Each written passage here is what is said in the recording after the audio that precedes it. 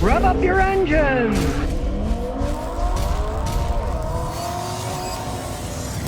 There's a brand new Ford F-150 Lightning electric truck. They're having a hard time selling them. This particular one is a 2023. The 25 models are coming out, and this is still for sale on the lot. They're having a hard time selling them. Now, the first quarter of 2024, they sold 7,700 of these. In the same quarter, Tesla sold 380,000 of their vehicles. Ford has got a long way to go to play catch up. Now, it's no wonder that Ford, first quarter 2024, lost $130,000 for every electric vehicle they sold. The prices are coming down. This particular one, relatively loaded, and it's 60 grand on the sticker. The price is coming down, so they're losing even more money because they had to lower the price because people weren't buying them. So 60 grand, well, in this case, the Tennessee Wildlife Resources Foundation is having a raffle.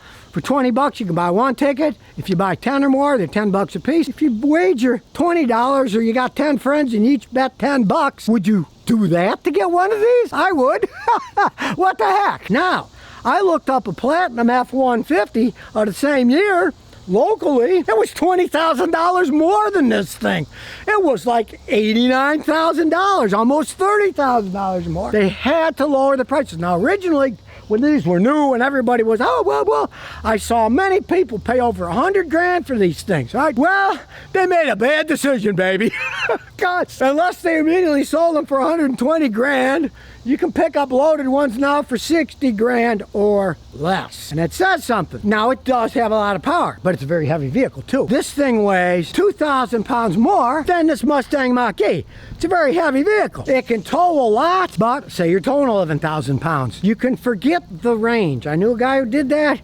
He went from Rhode Island to New Hampshire. They're very close states. He had to charge that thing up 3 times to make it there because electric motors were not made for pulling heavy weights. This thing's heavy enough as it is. It's like 6,800 pounds.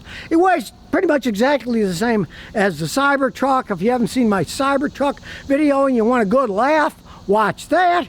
Well, this thing weighs about the same.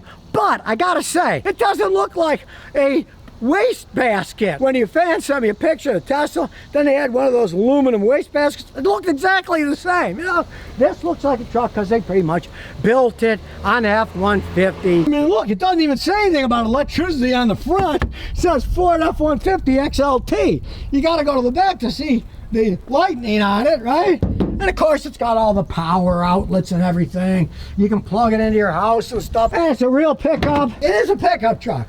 It's not a Cybertruck. And even loaded, this thing is 40 grand less than what you're actually gonna pay for a Cybertruck. Cybertrucks are just a toy. People like buying toys. Nutty people buy them. Even though they're an actual truck, they're having a hard time selling them. It has super cool graphics. Look at the graphics. We're gonna start it up. Of course, it won't do much because it's an electric vehicle. And check it out. It's got a real screen. So, just like the Mustang Mach-E, you got real turn signals. You don't have to search for stuff. You want to turn the headlights on, you use a regular headlight switch. Hey, hurrah! It's just like a regular Ford. Now, it's got a screen. I do have to say, this screen is better. In the Mustang Mach-E, it was one of those ugly, intrusive, rectangular jobs sticking out. Watch my video on the Mustang Mach-E and you'll see. This is flowing with the dash. It's not ugly. And look, flashers. There they are. You just push it. You don't have to go through 8 million different sources to get things to work. Got all kinds of power outlets you can plug stuff into.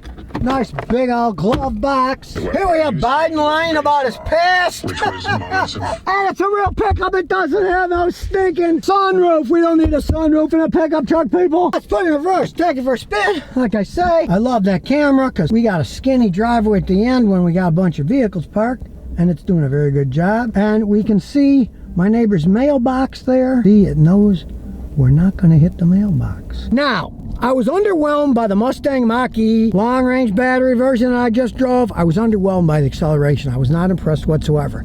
This thing weighs 2,000 pounds more than that, so we're going to take it out and see what it does. Now, being that it's a modern-day Ford, it's got a lot of aluminum on it, they handle quite well compared to old pickup trucks.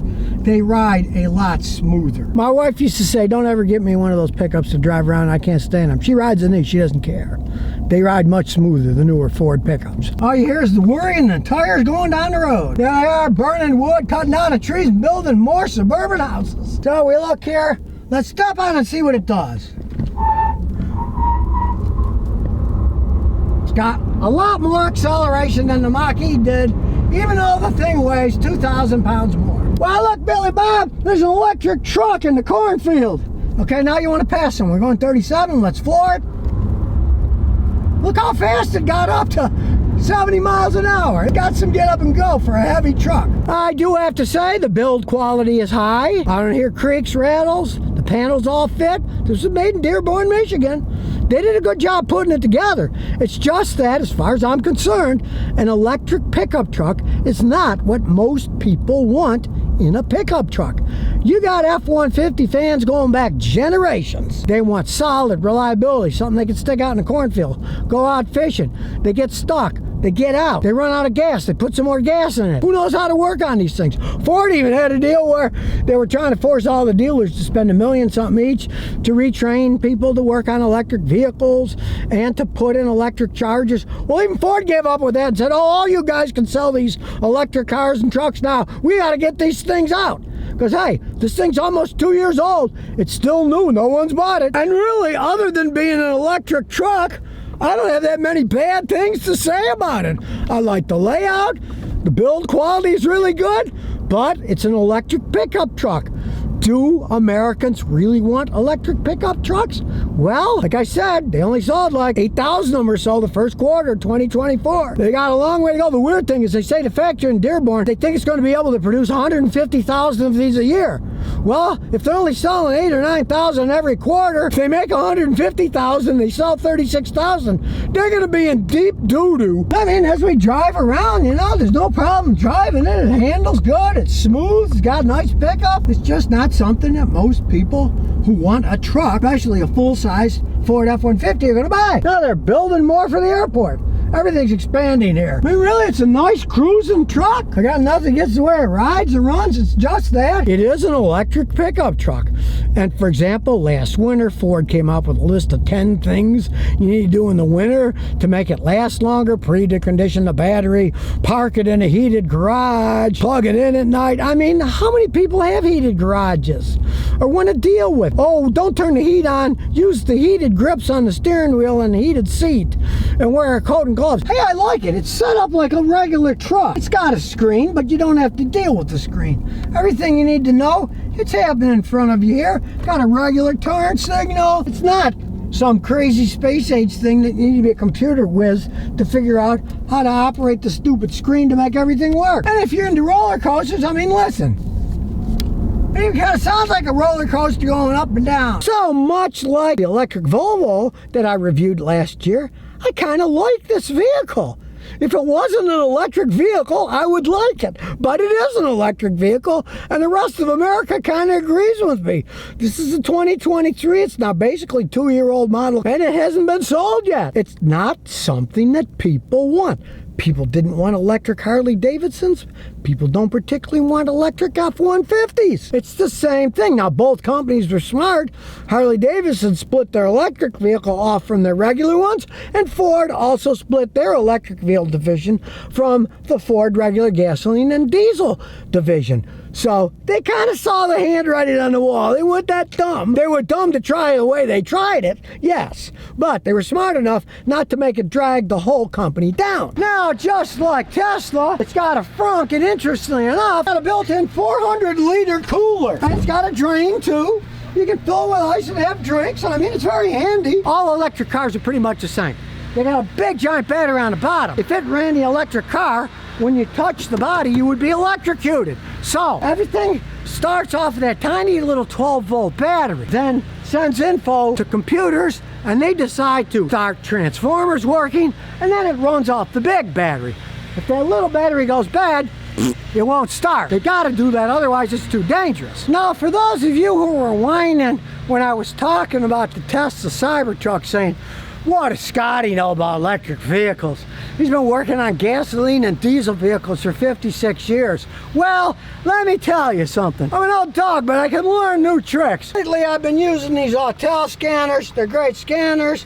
And as you can see, they do EVs and regular one. They got all the tools to work on EVs. I know quite a bit about EVs.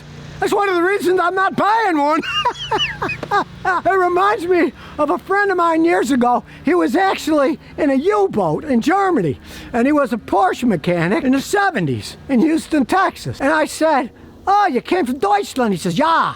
I said, "You working on these Porsches?" He said, "Yeah, I make lots of money."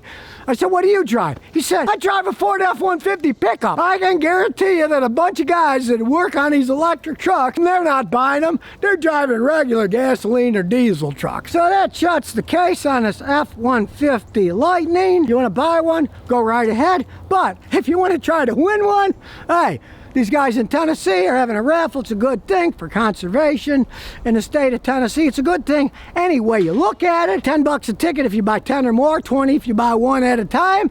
And they're smart people. You don't have to buy this. You can take the 50 grand cash and do whatever you want with it. Now, I do have to say, if I had won it, I probably would buy one of these because I didn't pay for it, and I like it. I like the way it goes. I don't like the fact that it's an electric vehicle and it would be a pain in the hiney. I just don't like electric vehicles because of the hassles that they are. They're fine for running around doing small things. You want a big truck to do small errands? Fine. You want to go cross country? You probably end up like a customer of mine in Pennsylvania who said, "After the lease is up, goodbye. I'm going to get a 4Runner or something to replace it with the gasoline engine because it's too much hassle dealing with all this electronic nonsense."